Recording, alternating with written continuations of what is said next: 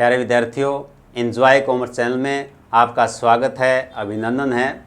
Today will discuss about double entry system. दोहरा लेखा प्रणाली क्या है। जैसा कि आप जानते हैं 1494 में लुकास पेसियोली ने एक पुस्तक लिखी। उस पुस्तक में उसने प्रत्येक लेन देन के दो पहलुओं का जिक्र किया है, एक है डेबिट और दूसरा है क्रेडिट। तो जल्दी से शुरू करते हैं आज का हमारा ये टॉपिक। प्यारे विद्यार्थियों, डबल एंट्री सिस्टम में प्रत्येक लेन देन के दो पहलू होते हैं, एक होता है डेबिट और एक होता है credit. Under double entry system every transaction has two aspects, that is debit and credit. Double entry system का यही आधार है कि प्रत्येक लेन देन के दोनों पहलुओं का लेखा किया जाता है। चाहे कोई भी लेन देन हो, उसमें दो पहलू होते हैं।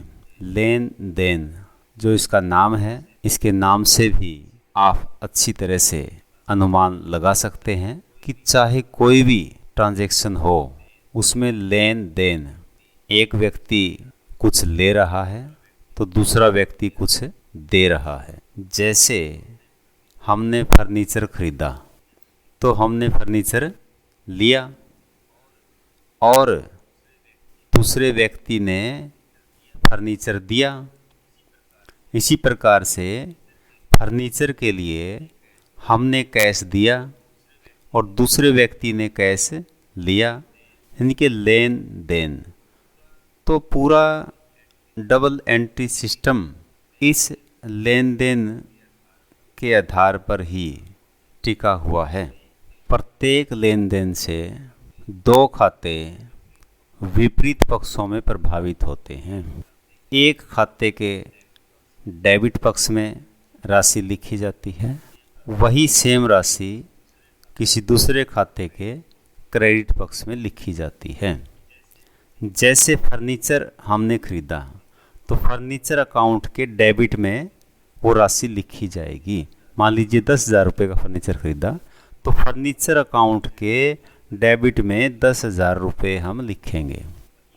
वहीं पर दूसरा अकाउंट जो संबंधित खाता यहाँ पर है, कैश अकाउंट है, तो कैश अकाउंट के क्रेडिट साइड में 10,000 रुपये लिखे जाएंगे।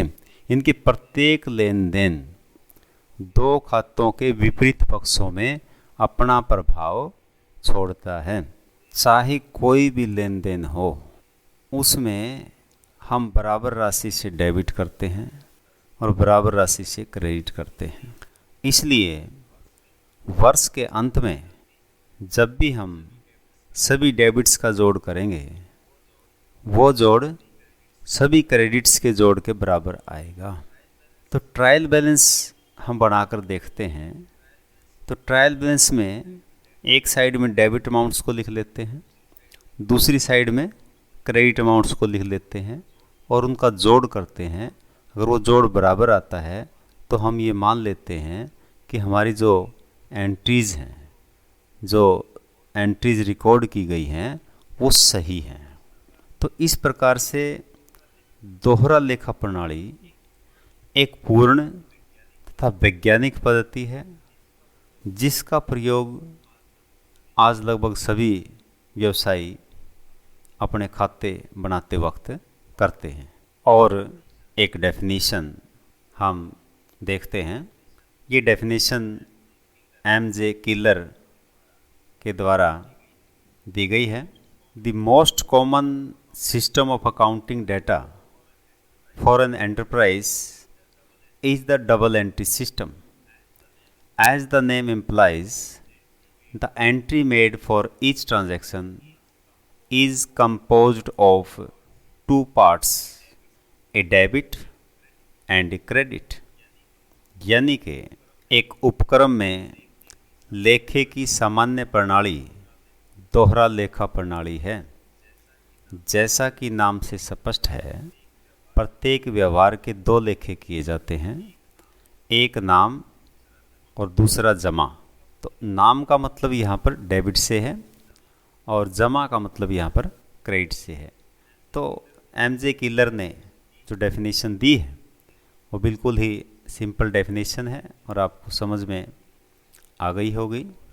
और अब दोहरा लेखा पद्धति की विशेषताओं यानी कि characteristics of double entry system के बारे में एक एक पॉइंट करके यहाँ पर हम डिस्कस करेंगे। जो फर्स्ट पॉइंट है that is recording in 2 accounts, 2 खातों में लेखा। तो डबल एंट्री सिस्टम में प्रत्येक बिजनेस ट्रांजैक्शन को एक साथ 2 खातों में लिखा जाता है, अर्थात एक को डेबिट और दूसरे को क्रेडिट किया जाता है। ठीक इस प्रकार से जो दूसरा पॉइंट है कंप्लीट रिकॉर्ड ऑफ ट्रांजैक्शंस, लेन देन का पूर्ण लेखा। इस पद्धति में यानी कि इस सिस्टम में प्रत्येक लेन देन का पूर्ण लेखा किया जाता है।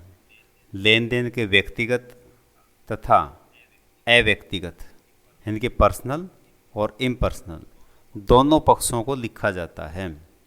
इसे लेन देन का दोहरा प्रभाव भी कहते हैं, डबल इफेक्ट ऑफ ट्रांजैक्शन के नाम से भी इसको हम जानते हैं।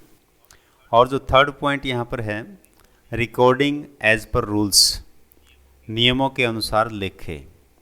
तो इस सिस्टम में समस्त व्यवहारों के लेखे डेबिट तथा क्रेडिट के निश्चित नियमों के अनुसार किए जाते हैं।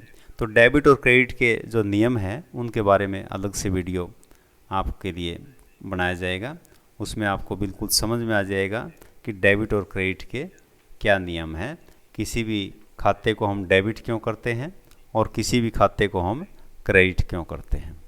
और जो लास्ट फोर्थ पॉइंट है प्रिपरेशन ऑफ ट्रायल बैलेंस यानी कि तलपट तैयार करना। तो इस सिस्टम में हम तलपट तैयार कर सकते हैं यानी कि ट्रायल बैलेंस बना सकते हैं। तो ट्रायल बैलेंस के सभी डेबिट शेषों का जो टोटल करते हैं वो सभी क्रेडिट शेषों के टोटल के बराबर होता है। और इसकी सहायता से हम खातों की जो अर्थमेटिकल एक्यूरेसी है, अंक गणितीय शुद्धता है, उसकी जांच भी हम कर सकते हैं। तो ये थी इसकी विशेषताएं। प्यारे विद्यार्थियों, इस आशा और उम्मीद के साथ कि आपने अपने आसपास सकारात्मकता का माहौल बनाया हुआ है और आज का ये टॉपिक आपको जो है पसंद आया है, इसे लाइक करें, शेयर करें, सब्सक्राइब करें और अपने मित्र दोस्तों में चर्चा अवश्य करें ताकि सभी को इसका लाभ मिल सके। धन्यवाद। जय Hind. Have a nice day.